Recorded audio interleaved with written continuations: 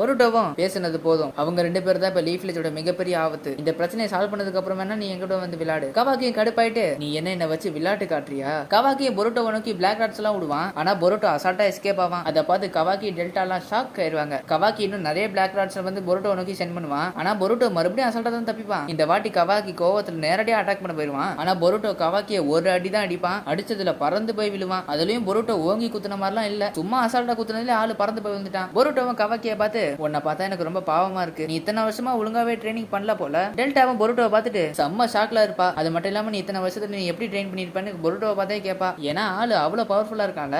அதுக்கப்புறம் கவாக்கி அவனோட கர்மா முடுக்க போயிருவான். அப்படியே வெறியோட எந்திரிப்பான். கவாக்கி அவனோட கர்மாவை வெளியே கொண்டு வந்ததுக்கு அப்புறம் பொருட்டோட கர்மா தானாவே ஸ்ப்ரெட் ஆகுது. அதுவும் ரொம்ப வேகமா பாடியில ஸ்ப்ரெட் ஆகுது. பொருட்டோ கிட்ட இருக்கிற தவளையும் பொருட்டோட கர்மா இப்ப வேகமா ஸ்ப்ரெட் ஆயிட்டு இருக்கு. நீ இப்பவே இந்த இடத்த விட்டு கிளம்பி ஆகணும். கவாக்கியை விட்டு தூரம். ஃபுல் வீடியோ லிங்க் டைட்டிலுக்கு மேல இருக்கு. வீடியோவை செக் பண்ணி என்ஜாய் பண்ணுங்க.